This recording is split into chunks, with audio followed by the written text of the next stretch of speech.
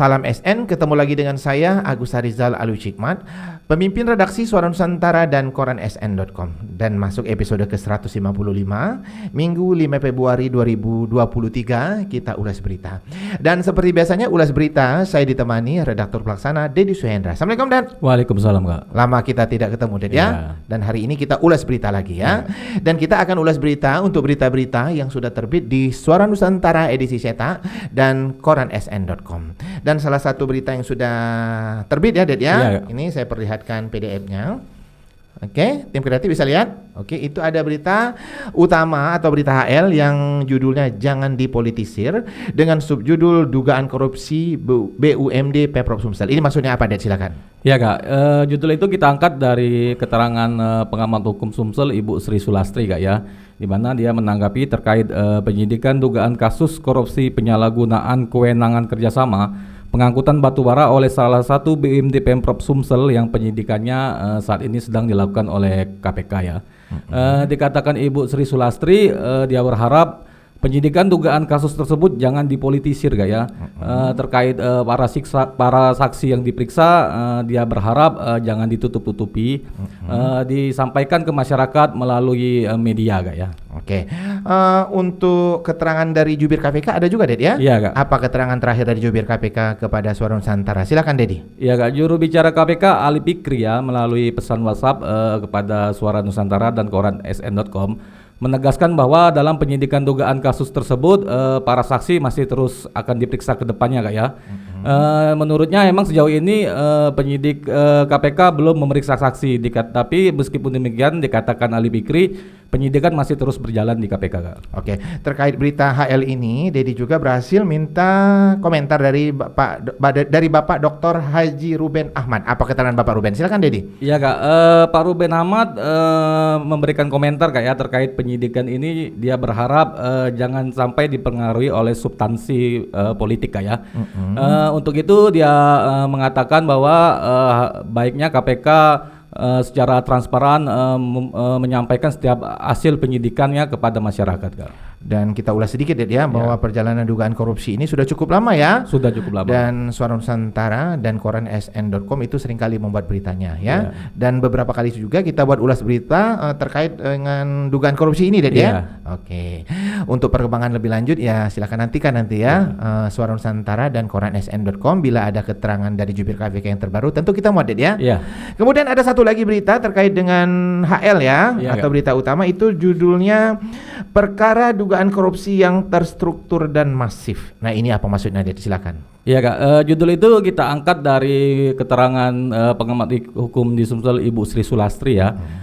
Menurut Ibu Sri Sulastri dalam penyidikan dugaan kasus korupsi penyalahgunaan kewenangan kerjasama pengangkutan batubara oleh salah satu BUMD Pemprov Sumsel tersebut dinilai Ibu Sri Sulastri terstruktur dan masif Kak ya.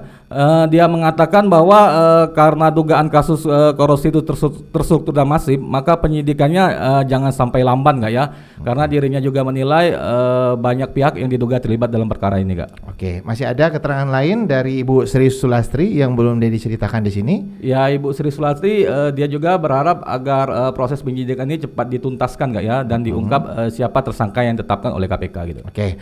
Sebelum kita beralih ke berita lain ya, kita ucapkan terima kasih kepada Ibu Sri Sulastri, Bapak Ruben Ahmad yang sudah setia ya memberikan komentar untuk berita-berita yang sudah terbit untuk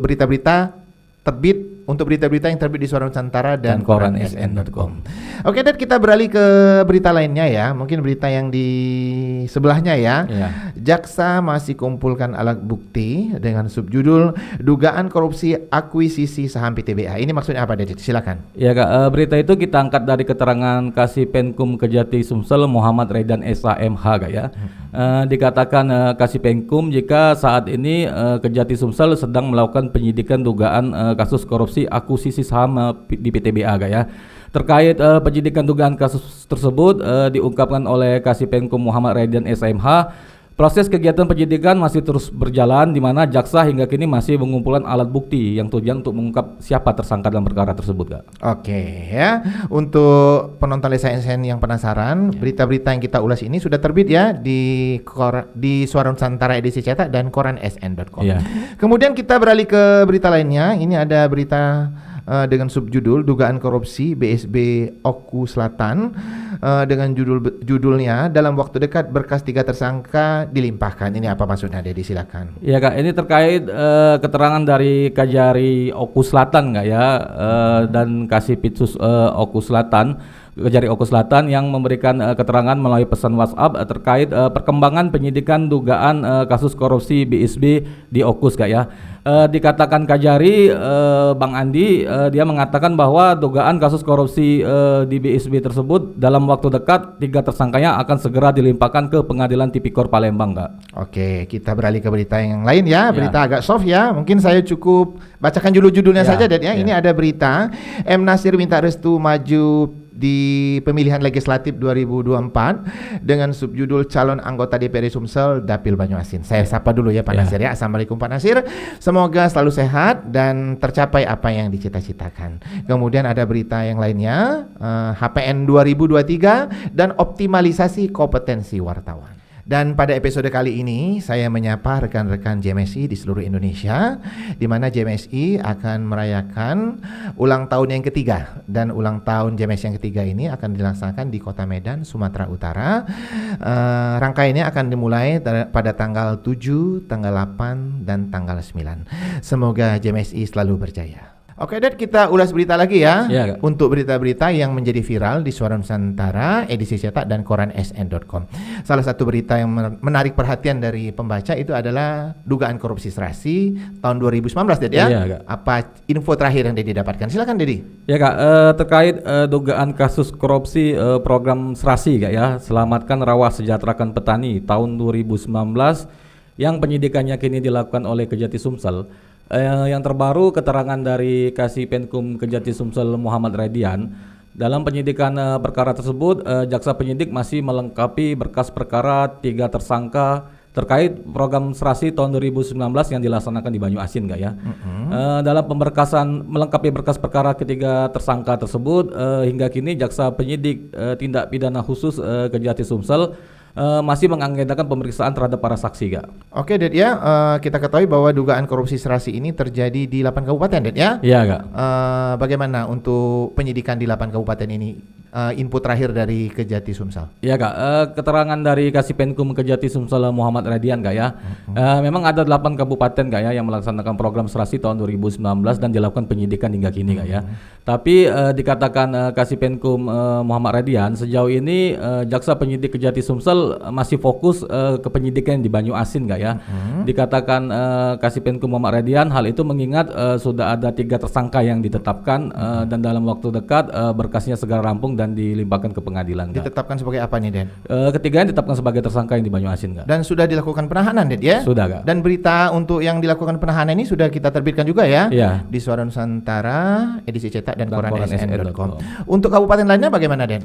Untuk kabupaten lainnya sejauh ini Kasipenkum masih menegaskan masih fokus di Banyuasin, Kak, ya. Tapi tidak menutup kemungkinan dikatakannya bahwa proses penyidikan nanti terus dilakukan ke kabupaten lainnya, Kak. Oke, kita ulas sedikit ya, perjalanan dari dugaan korupsi ini, Ded ya. Dulu ada penggeledahan, Ded ya. Iya, Kak. Dedi bisa mengingatkan penonton Desa SN tentang penggeledahan, silakan Dedi. Iya, Kak. Dalam perjalanan penyidikan dugaan kasus ini, Kak, ya, saat itu jaksa penyidik bidang tindak pidana khusus Kejati Sumsel melakukan penggeledahan di kantor Dinas Pertanian Sumsel, Kak, ya, di mana penggeledahan tersebut dipimpin oleh asisten tindak pidana khusus Kejati Sumsel didampingi oleh Kasipenkum dan Kasih Penyidikan, Kak, ya. Terkait penggeledahan tersebut, Kasipenkum Kejati Sumsel Muhammad Radian di lokasi saat itu menerangkan bahwa dari penggeledahan tersebut terkait penyidikan dugaan kasus korupsi yang dilaksanakan di Banyuasin, ya. Dari hasil penggeledahan diketahui bahwa ada 8 kabupaten termasuk Banyuasin yang melaksanakan program serasi tahun 2019 di Provinsi Sumsel itu. Jadi waktu penggeledahan baru diketahui bahwa program serasi tahun 2019 ini ada di 8 kabupaten, Det, ya. Dan itu sudah lama sekali, Det, ya. Sudah cukup lama. Sudah cukup lama, ya. Dan untuk penonton Lensa SN yang masih penasaran dengan berita ini, kita sudah terbitkan, ya. Sudah, silakan klik koransn.com. Dan waktu itu ada Kepala Dinas Pertanian Provinsi Sumsel, ya. Benar, hadir langsung, ya, atau ada di lokasi pada saat penggeledahan. Ya. Mungkin Dedi masih ingat apa keterangan dari Kepala Dinas Pertanian? Dikatakan Kepala Dinas Pertanian Sumsel bahwa dia menghormati proses hukum penyidikan dugaan kasus korupsi program serasi tahun 2019 yang di Banyuasin yang penyidikannya dilakukan oleh Kejati Sumsel, Kak, ya. Kepala Dinas Pertanian Sumsel juga mengakui bahwa tahun 2019 itu di Sumsel ada 8 kabupaten termasuk Banyuasin yang melaksanakan program serasi, Kak. Oke, Det, ya. Untuk perkembangan selanjutnya, ya, yang terbaru kita tunggu saja info dari Kejati Sumsel. Oke, Det, kita ulas berita lagi, ya. Kembali untuk berita dugaan korupsi akuisisi saham PTBA. Di mana terkait berita ini kita berhasil mewawancarai tokoh masyarakat Sumsel dan sekaligus mantan Kabar Eskrim Mabes Polri Bapak Susno Duaji. Dan beritanya sudah kita terbitkan di Suara Nusantara edisi cetak dan koransn.com. Mungkin Dedi masih ingat apa komentar Pak Susno ke waktu itu? Iya, Kak. Komentar Pak Susno Duaji kita buat judul, Kak, ya. Susno Duaji berstatement dugaan korupsi akuisisi saham PTBA jadi perhatian masyarakat Sumsel. Dalam berita ini kita buat terkait komentar Pak Susno Duaji, dikatakannya jika dugaan kasus korupsi akuisisi saham di PTBA menjadi perhatian masyarakat di Sumsel dan masyarakat Sumsel lainnya yang ada di perantauan. Untuk itu Susno Duaji berharap agar Kejati Sumsel menuntaskan penyidikan dugaan kasus korupsi tersebut, Kak, ya. Selanjutnya karena dikatakan Pak Susno Duaji karena menjadi perhatian masyarakat Sumsel dan masyarakat Sumsel lainnya yang ada di perantauan, maka dugaan kasus korupsi di PTBA ini mendapat perhatian luas sehingga kita harap penyidikannya dituntaskan, ungkap Susno Duaji. Oke, itu komentar dari Pak Susno, ya, terkait dugaan korupsi akuisisi saham PTBA. Dan nampaknya kita udah di ujung ulas berita, Det, ya. Dan sebelum kita tutup ulas berita, kita selalu mengucapkan terima kasih kepada penonton Lensa SN yang sudah menaruh perhatian dan apresiasi tinggi kepada tayangan-tayangan YouTube Lensa SN. Dan biasanya menutup ulas berita kita ada quotes, ya. Dan quote kita hari ini adalah saat hasil lama didapat, bersiaplah mendapat hasil melimpah dari keringatmu.